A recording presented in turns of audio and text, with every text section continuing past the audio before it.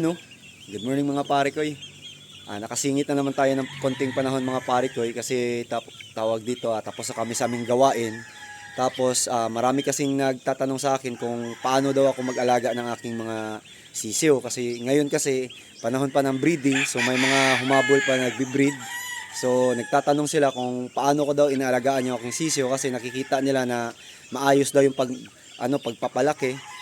So naisipan ko na i-share yung konti kong kaalaman, baka makatulong o pwedeng mai-apply sa iba na kahit papaano makatulong naman kasi alam niyo itong pagmamanok mga pare ko ay sharing lang to ng idea. Ako din naman dati nangongopya rin tayo.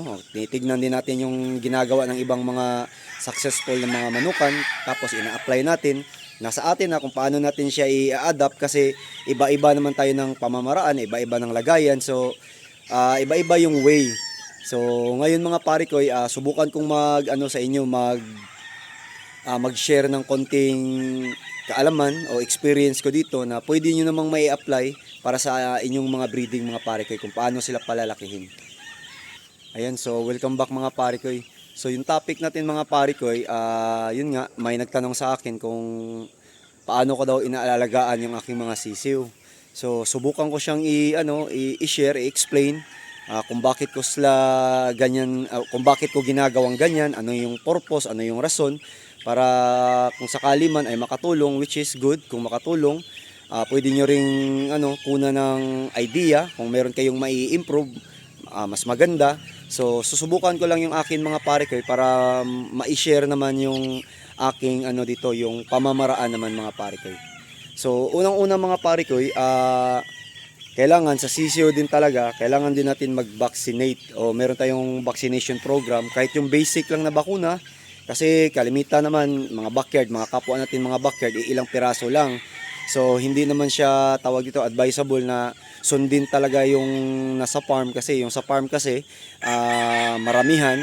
Tapos yung bakuna din doon ay talagang marami din. Kumbaga iba-ibang klaseng bakuna.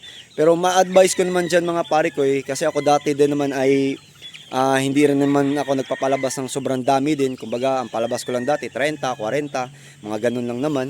Pero nagbabakuna pa rin ako ng mga pare ko. Ang ginagawa ko lang dyan, yung 4 na bakuna, yung B1B1, yung Gumburo, Lasota, tsaka yung Palpax. So ang ginagawa ko naman sa akin dyan, sa bakuna, ay 7 days old ako nagbibigay ng bakuna mga pare ko. Pero ang ginagawa ko ay lagi ko siyang sinasabay. Dalawa-dalawa kada isang bigayan. Meaning to say, halimbawa kung 1 week old na yung sisiw ko, ang binibigay ko dyan ay yung mga pare ko, yung B1B1 at saka yung Gumburo. Sinasabay ko siya, yung B1B1 sa mata o ilong, ang Gumburo naman sa bibig, kahit isang patak lang. Ang purpose ko naman doon mga pare ko, kaya ko siya ginagawang gano'n na sabay siya kasi para less hassle, makakatipid tayo sa oras, pati iwas na din sa stress ng ating mga sisiyo kasi maliliit pa sila. Kasi yung practice naman talaga dati, ako ginagawa ko din yung dati na every week. So weekly akong magbabakuna. So weekly rin ako manghuhuli. Weekly din silang mai-stress kasi hinuhuli natin sila. So stressful kasi sa kanila yon. Kaya ang ginagawa ko sa akin ngayon dito, every week, every bakuna, dalawa. Like for example, set per 7 days ko, binibigay ko dyan ay B1B1 at yung yung Gumburo. Kailangan natin magbigay ng B1B1 kasi alam naman siguro ng karamihan na itong B1B1, yan yung mild strain ng yung NCD, yung Newcastle disease, yung tinatawag nating peste. Ito namang Gumburo, yan naman yung bursal disease na talagang delikado rin sa ating mga alaga kasi kapag di natin mabibigyan, tawag dito, tatamaan sila niyan ay talagang delikado kasi pwedeng ikaubos nating alaga, iipot sila ng dugo, para din siyang coccidiosis, pero kaibahan lang sa coccidiosis, tumatama kalimitan 1 month above na kasi mahaba kasi yung yung incubation period ng coccidiosis at nakukuha naman nila yun sa sa tawag dito sa dumi, pati yung sa patuka, lalo na kapag yung patuka hindi na maganda, napapanis. So marami factor, pero kapag sa sobrang bata pa mga pare ko, itong Gumburo, kailangan talaga nating tugunan yan kasi ako dati hindi ako nagbabakuna dyan. Halos hirap din akong bumuhay ng ating mga alagang sisiyo.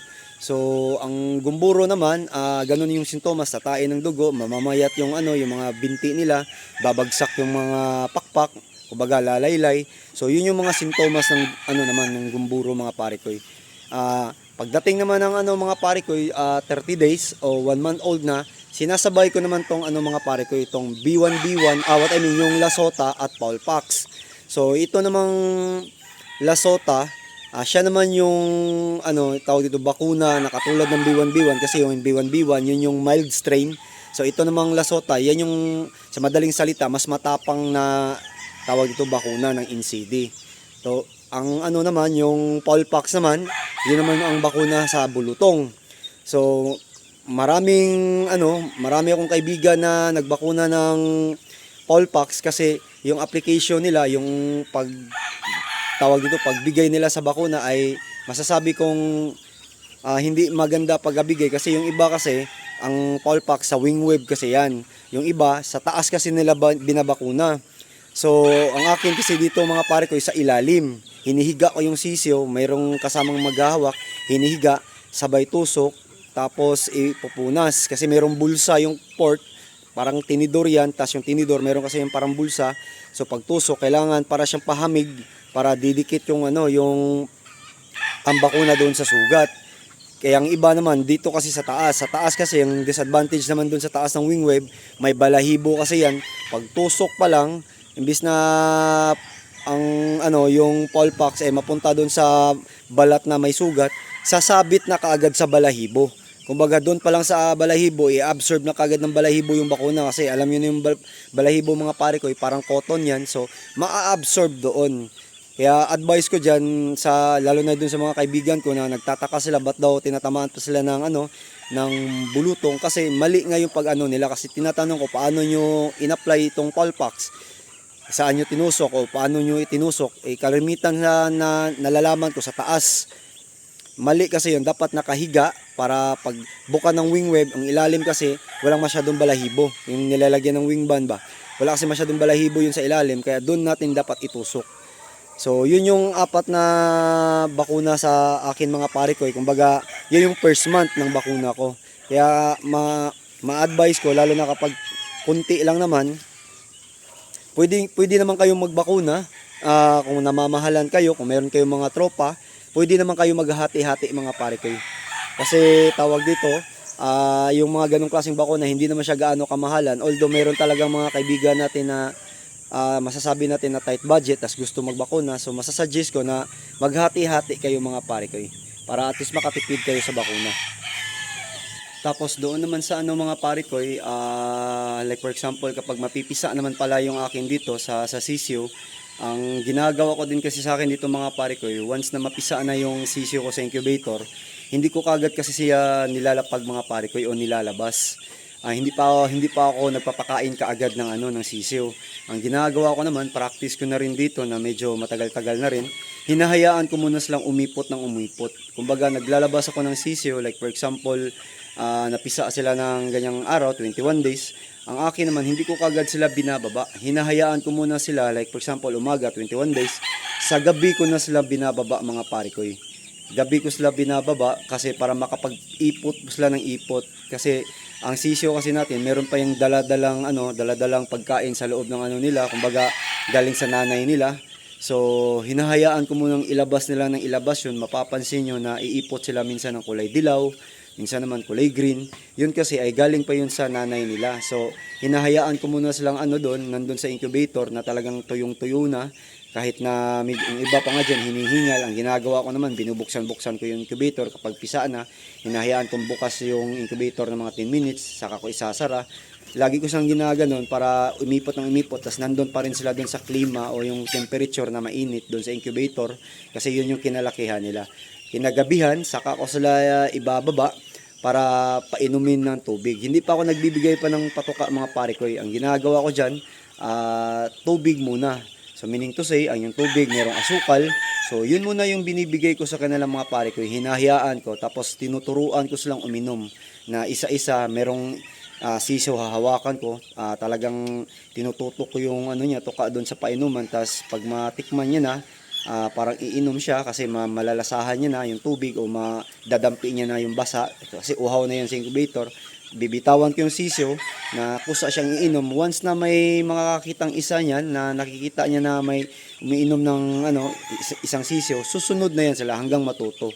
Tapos nilalagyan ko yung yung patoka ay yung tubigan ko, yung waterer ng mga bato kada gilid. Kasi iniiwasan ko diyan kasi dati nangyari sa akin na marami sila nagtutulakan tapos kapag mataob, matsyempo doon sa waterer, malulunod sila mga pare ko. So ang ginagawa ko, nilalagyan ko ng bato na malinis, sinasabunan ko rin tapos binabanlian ko ng mainit na tubig. So yun yung sa akin mga pare ko sa sisyo. Tapos sa the following day, saka na ako magbibigay ng patoka.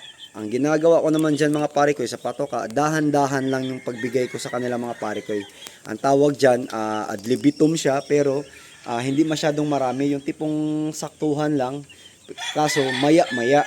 So laging ganun na halimbawa kung konti na, tapos 3 beses din ako minsan nagpapalit, minsan 2 beses nagpapalit ng ng dyaryo o papel kasi nilalagyan ko muna ng yan. Ang ginagamit ko naman dito, mahirap kasing maghanap ng dyaryo dito. So ginagawa ko yung Manila paper, yung dilaw. So yun muna yung ginagamit ko. 2 beses naman ako nagpapalit noon, umaga at saka sa gabi. Tapos ang patoka ko ang unang araw kasi maliit pa sila, hindi pa naman nila kayang gumalaw-galaw ng matino kasi bata pa. So nasa nasa papel lang muna sila. Pagdating ng 3 days, meron akong nilalagyan na patokaan, yung lagayan ng pansik palabok, yung bilao. So doon ko na sila nilalagay, tas hanggang sa matuto na talaga silang kumain. Tapos sa feeding ko naman mga pare ko, like for example sa mga sa halimbawa 1 week old, ganun pa rin siya, as usual siya, ad libitum, laging bigay ng bigay, pero control lang siya. Tapos huwag nyo kalimutan, palit kayo ng palit ng tubig mga pare ko, kasi importante yan na palit kayo ng palit, kasi yung sisiyo natin, pabalik-balik yan umiinom, tapos ang mga patoka, minsan dumidikit pa yan sa nila, tapos mapupunta doon sa tubigan. So para ba siyang maruming tignan, pero patoka lang naman talaga yon. Kaya ang ginagawa ko, palit ako ng palit ng fresh water para at least malamig yung laging iniinom nila, kasi yung may ilaw yung akin, may kumbaga may may yung dilaw na ang nilalagay ko diyan 50 watts, 2 yung akin, minsan 3 pa nga. So mainit yon. Tapos tinatansya ko din kung masyadong mainit, tinataas ko. Kung gabi naman, binababa ko naman kapag gabi kasi malamig yung gabi. Kapag umaga, tinataas ko kasi mainit yung panahon. So ganun yung ginagawa ko sa akin dito mga pare ko. Tapos sa feeding ko, pagdating ng 10 days old, na lang tawag dito, hindi na siya ad libitum na laging may laman. Na lang siya, 4 times a day. So nagbibigay ko ng alas 6 sa umaga pagtapos ko magpalit ng ng papel. Tapos pagdating ng alas 10, nagbibigay din ako ng tapos yung pinakahuli, mas medyo marami-rami mga pare ko.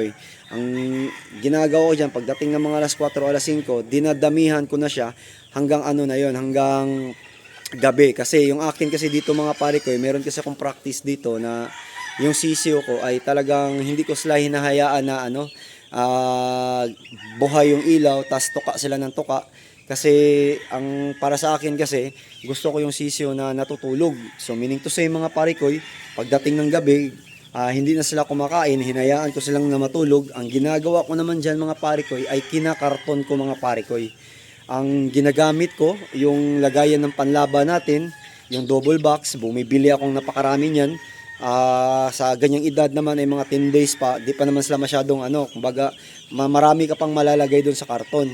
So ganun yung ginagawa kong sistema, kasi ayaw ko kasi yung tipong tawag dito, whole day round silang kain sila ng kain, tapos yung paa naman nila ay lalaki kaagad, kumbaga tataba yung paa nila. Practice ko na kasi talaga yan, ayaw ko yung manok na hindi nakakatulog o yung sisyo na hindi nakakatulog. So, ang purpose din dyan mga pare ko, kaya ko sila kinakarton, kung hahayaan kasi natin sila dyan sa lagayan, katulad sa akin, malaki naman. Pero, ang kasi dyan, pagpatay kasi yung ilaw, nagpapatong-patong kasi yan sila, nag-i-stampede. So, ang mangyayari, sila, tawag yun, didikit, tas nagsisiksikan ba, tapos yung ilalim, kawawa, mamamatay. So, unlike dun sa karton mga pare ko, na tawag dito, control natin sila kung gaano kadami. Tapos hindi rin sila magpapatong-patong na mag-i-stampede. So ganun yung practice ko dito mga parikoy ng sa sisiyo. Tapos hanggang yan siya mga parikoy hanggang 1 buwan. So 1 buwan habang lumalaki sila, dumadami din yung karton mga parikoy. Kasi tawag dito, lumalaki, tapos hindi na, una kong nilalagay dyan, pa 10-10 kada isang side, kasi double box yan. So sa isang side, 10, dito sa kabilang side, 10. So halimbawa, kung meron akong 100 sisiyo, kailangan ko ng 10 karton, kasi 10-10, o 5 karton, what I mean. Kasi 10-10, hanggang sa dumami ng dumami mga pare ko, tapos bili ako ng bili ng karton. Kasi ang sa akin naman din, yung karton, ginagamit ko din naman yan. Kasi kapag mag-release na ako ng manok, magagamit ko rin siya. Hindi naman din siya sayang. So, ginagawa ko siyang ganun. Dati kahit nung maliit pa manukan ko, wala pa akong brooder na masasabi ko maganda na malaki. Nasa fly pin pa nga lang ako nag-aalaga nun. Talagang ganun na yung sistema na ginagawa ko. Kasi ang purpose din nun ay, tawag dito, poprotektahan natin sila sa mga predator like daga, pusa. Tas makakatipid pa tayo sa kuryente kasi gabi di na natin sila kailangan ilawan. Ang laman naman nung box ko na yon, kasi yung lagayan ko ng sisiyo may ipa yan. So ang karton din nilalagyan ko din siya ng ipa. Yun yung magiging source of heat nila. Tapos dikit-dikit sila. Hindi sila magpapatong-patong kasi maluwang. Di katulad ng sobrang dami. So magpapatong-patong kaya yung sa ilalim mamamatay. Unlike dun sa karton, control natin yung dami. Hindi sila mamamatay kasi tawag dito, iilang piraso lang naman sila. Tapos pag dumating na yung panahon na medyo malaki-laki na, magbabawas din tayo. Halimbawa, una 10, pag sunod mga linggo niyan, magiging 7 na lang. Hanggang pagdating ng 1 buwan, ang nilalagay ko na lang dyan, 4 na lang. Minsan 3, 4, ganun. So, kaso nga lang, magasto siya sa box mga pare ko. Pero, ang naman doon, ang advantage naman doon ay ang advantage naman nun mga pare ko na tawag dito, kinakarton natin sila ay maiiwas natin sila sa mga predator like pusa, mga daga.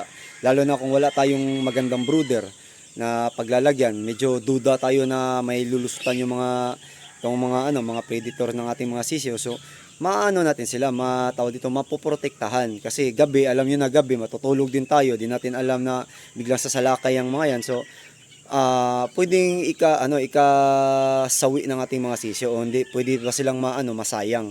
Maraming ganyan mga pare ko na mga kahit na yung iba nga meron pang lagayan pero napapasok ng mga ganon, yung mga daga, mga pusa. So yun yung maging dahilan. Sayang kung kailan ba nandiyan na yung sisyo tapos madali lang ng ganon. So sayang naman din natin yung mga sisyo, kawawa din pati. So ganon yung akin dito mga pare ko. Pagdating naman ng 1 buwan mga pare ko, tawag dito, hinahayaan ko na silang kasi nakagala na sila. 1 month kasi ako dito nagpapagala mga pare ko. Kumbaga hindi kagad ako nagpapalabas ng sisiyo kasi malaki naman yung yung brooder ko. So pagdating ng 1 buwan, saka ko sila papalabasin. Yung pagkakarton ko naman, hanggang yan sila mga pare ko, hanggang 1 buwan at kalahati. Talagang magastos sa karton, pero sa akin kasi dito, nagagamit ko kasi yung karton kasi marami akong kliyente na bumibili. Tapos kahit nasabihin natin sobrang dami kong karton, nai-stock ko. Pagdating ng time na halimbawa magre-release na rin ako ng mga manok dito, ay siya rin naman yung gagamitin ko. Kumbaga hindi siya sayang para sa akin mga pare ko. So ganun yung at pagdating naman ng 1 buwan at kalahati mga pare ko, tuturuan naman na namin silang umakyat-akyat dito. Kumbaga hindi na sila nasa karton, hindi ko na ginagamit yung karton kasi masyado nang malalaki. At ang ginagawa namin, tinuturuan na namin silang mga pare ko, tawag dito, humapo. Kasi itong lagayan ko ng sisiyo ko, meron kasing mga hapuan. So medyo malaki-laki na sila, 1 buwan kalahati. Saka namin sila tuturuan na humapo. Isa-isa namin silang inaakyat mga pare ko. Kahit na nakakapagod kasi yung iba, hinahapo mo na, bababa na naman. Pero talagang pinagtsatsagaan namin yan para sila ay matuto, pati rin sila rin hindi na sila nakakulong sa sa karton. So pakita ko sa inyo mga pare ko yung mga pinagsasabi ko para meron kayong idea sa mga sinasabi ko na yun yung ginagawa ko dito. Pakita ko sa inyo mga pare ko. So ito yung brooder ko mga pare ko. Matatawag kong bahay to kasi kung tutusin malaki talaga to. Parang bahay na nga din to ng tao. So ito yung pinagawa ko. Ang laman naman nito ay 290 plus o 292. So ngayon kasi nakagala na sila. Kung mapapansin nyo, ito yung ranging ko. Nakagala na sila. Tapos yung iba nandito sa loob. Katambay, galing sa labas.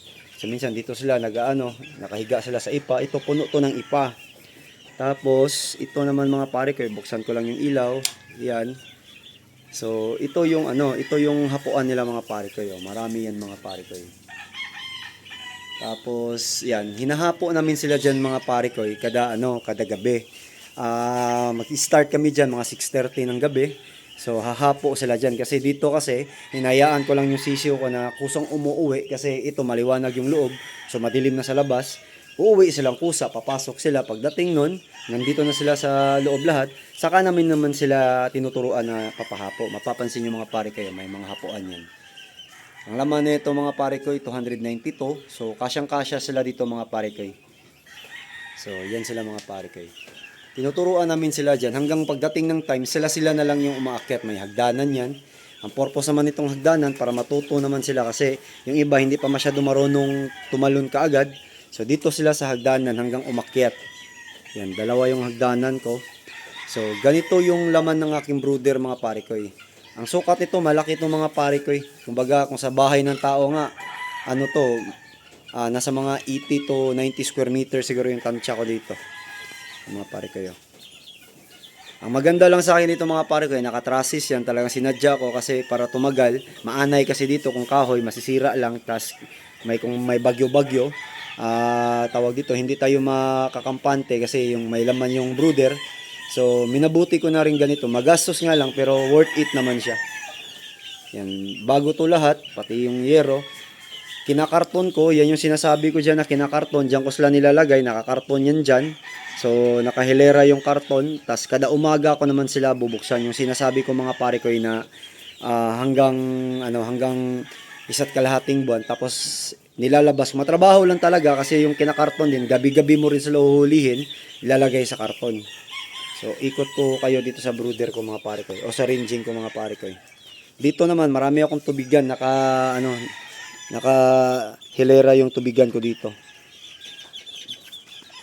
Nagbibigay ako dyan mga pare ko ng probiotic mga pare ko. Ayan. So yan yung ko, mga sisiw ko. Wala tong mortality mga pare ko.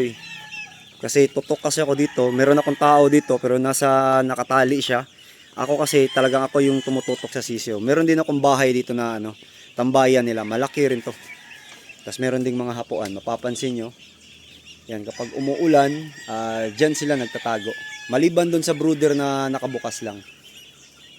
Yan, nakakatuwa sila. Yung iba pa nga, nasa taas pa nga yung iba.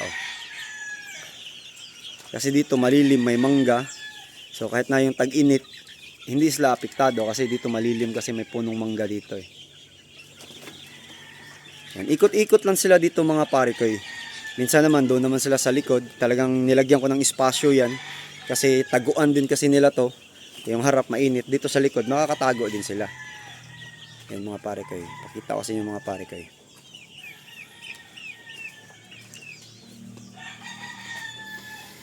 Malaki-laki itong pinagawa ko mga pare ko. Yun naman sa kabila, yan naman yung lagayan ko ng early bird.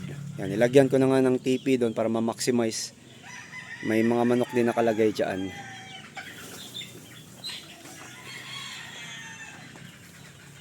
So ito yung ranging ko mga pare ko.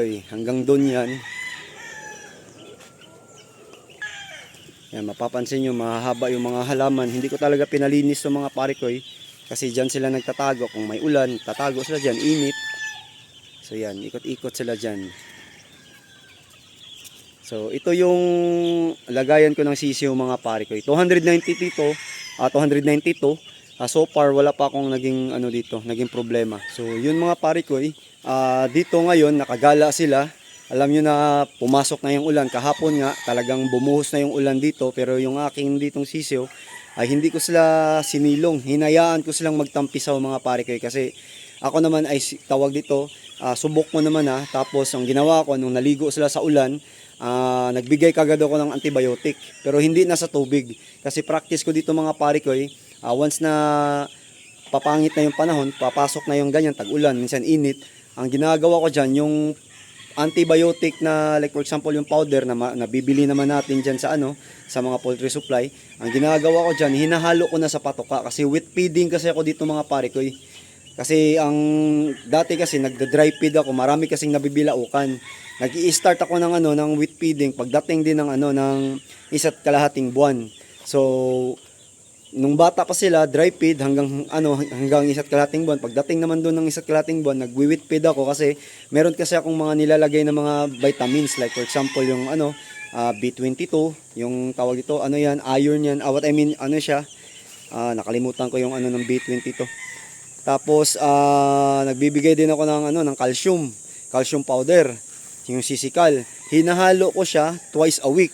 Twice a week ako nagbibigay ng B22 pati yung calcium. Sabay yan sila, hinahalo ko kasi kung magbibigay tayo ng powderized na na vitamins, hindi naman didikit sa sa dry feed. So kailangan wheat feed. So ganun yung practice ko. Para yung yung manok ay yung sisiyo natin as early ng edad nila na bata pa, meron na silang mai-intake na calcium. Kahit papaano naman twice a week pwede na sa kanila yun. Sa akin so far subo ko na, maganda naging tubo, at yung B22 naman ang kinaganda din naman doon, talagang magana silang kumain, tsaka yung nila yung katawan nila talagang madidevelop kaagad. Yun yung napansin ko dito sa akin mga pare ko kasi yun yung practice ko dito na medyo matagal-tagal na. So so far so good naman, wala naman ako naging problema sa mga sisiyo ko, ayos naman. Ang kinaganda lang sa akin talaga mga pare ko, kung ilan yung ilan yung napapisa ko, majority talaga nabubuhay ko. Bihira lang ako namamatayan ng sisiyo mga pare ko. Last time lang na yung namatay sa akin, meron nga nag-comment na namatay daw, ganun. Di mo talaga hawak yung manok, talagang vulnerable, fragile yung manok kasi may buhay yan. So pabago-bago yung klima, meron talagang time na madidisgrasya yung natin, yung mga materialis natin.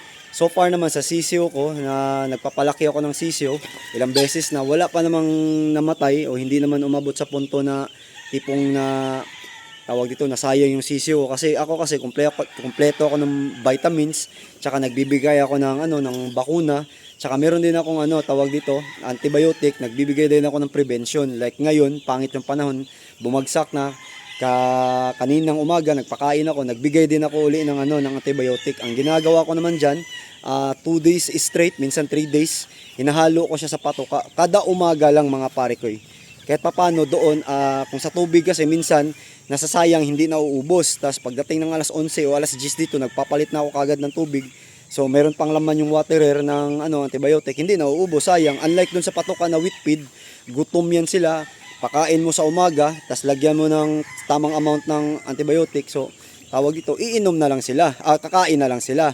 Tas yung tubig na lang, ang ginagawa ko dun sa tubig ko kada umaga, nagbibigay ako ng probiotic. So, meron ka ng antibiotic, meron ka pang probiotic. So, kahit papano, yung natin, yung sisiyo natin, napoprotektahan natin sila. Tsaka nakukuha talaga nila yung antibiotic kasi nandun kasi sa patoka, dumikit kasi wheat feed, nakakain nila. So, napupunta sa katawan nila, kumbaga napiprevent natin sila. Ganon sa akin mga pare ko, yung iba naman ako, hindi rin naman ako nagbabakuna ng coccidiosis kasi bukod sa mahal yung coccidiosis, kaya ko naman bilhin. Mahirap lang din talagang hanapin yung coccidiosis na yung tawag dito, Coccivac na bakuna. Mahirap siyang hanapin mga pare ko, kahit doon sa veterinarian ko o sa veterinaryo ko, bihira lang mayroong available. So hanapin siya. Kaya ang ginagawa ko dito, every 14 days, unang 14 to 15 days sa kanila, nagbibigay kaagad ako ng sulfa. So, meaning to say, sulfa, hinahalo ko rin yan sa pagkain mga pare ko. Sa unang 14 days, 15 days, kasi hindi pa naman wheat feed, dry feed pa ako, sa tubig ko lang nilalagay. So, 14 to 15, sulfa. Pagdating naman 29 to 30, sulfa din siya. Pero pagdating na ng isa't kalahating buwan, since wheat feed na ako, hinahalo ko na rin sa patoka. Ganon pa rin yung yung bigay ko hanggang yan sila, hanggang 3 months. 3 months ko ginagawa, 14 to 15 days, 29 to saka yung 30, puro siya sulfa. Bukod doon, nagbibigay din ako ng yung antibiotic, nagdepende lang sa panahon. Kung halimbawa pangit talaga yung panahon, saka ako magbibigay ng antibiotic.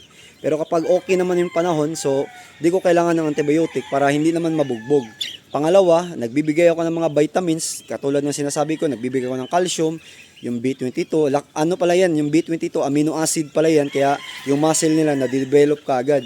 So, nagbibigay tayo ng mga ganyang kalimitan ganyan, tawag ito, chemical yan. So hindi talaga maganda sa manok yan kapag katagalan, mai-store sa atay nila. Ang akin dito, nagbibigay din ako ng ng liver tonic.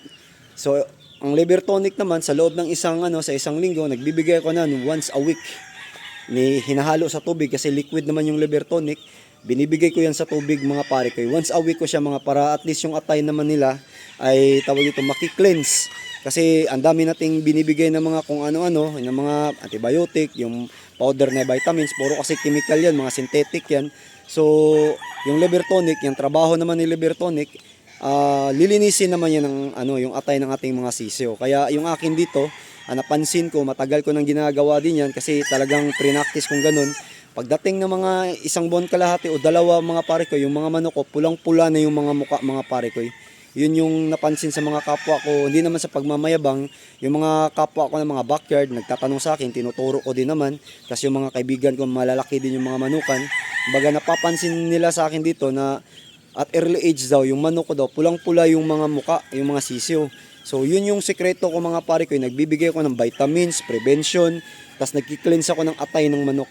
Maliban doon sa bakuna naman, nagbibigay ako ng Coryza, meron din akong fowl cholera kasi yung huli kasi kaya nagkaganon tawag dito hindi ko na-anticipate kasi malalaki na kasi sila, unlike dito sa mga breeding ko talagang nakasunod sa vaccination program ko.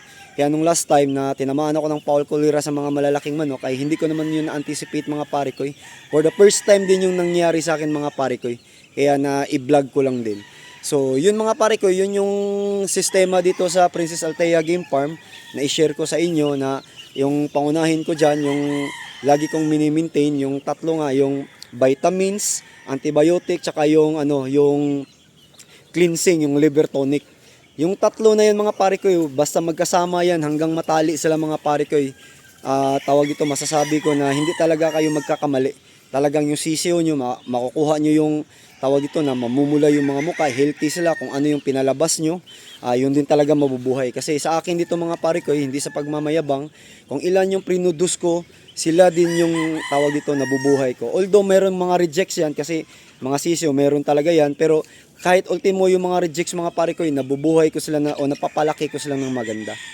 So, yun lang mga pare ko, sana itong munti kong vlog o itong oras na tawag dito, binigay ko sa vlog na to ay makatulong sa inyo para pagkukunan nyo ng idea. Kung meron naman kayong magandang idea na pwedeng i-improve pa, why not? Pwede nyo namang i-improve pa kasi ito ay akin lang naman, practice ko lang to dito.